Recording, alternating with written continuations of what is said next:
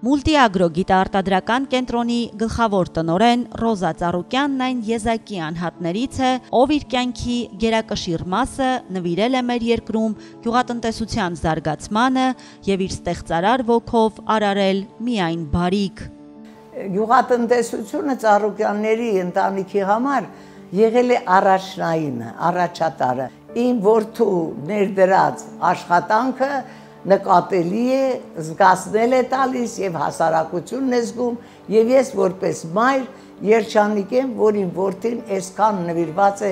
իր երկրին, իր հողին, իր ջրին, իր հայրենիքին։ Հանդիսանալով Հայաստանի մեղվաբույծների ասոցիացիայի նախագահ, նա մշտապես շարունակում է ակտիվ աշխատել։ Ահռելի է Ռոզա Ծառուկյանի ավանդը մեր երկրի գյուղատնտեսության զարգացման գործում։ Աշխատանքները շարունակում են, չեմ զլանում, սրտացավ գնում եմ, հիմնականում իմ աշխատանքի գրավականը եղել է իմ որդու սերը գյուղատնտեսության մեջ։ Ռոզա Ծառուկյանի հաջողության գաղտնիքը իր նախաձեռնած գործերին անսահման նվիրումն է եւ հավատարմությունը սեփական արժեքներին ու սկզբունքներին։ Ես միշտ աշխատում եմ լավություն անել, բարությունը գնահատվում է, ով բարություն չի կամենում, ով չար բնավորություն ունի, նա երբեք կյանքում առաջնություն չի ունենա։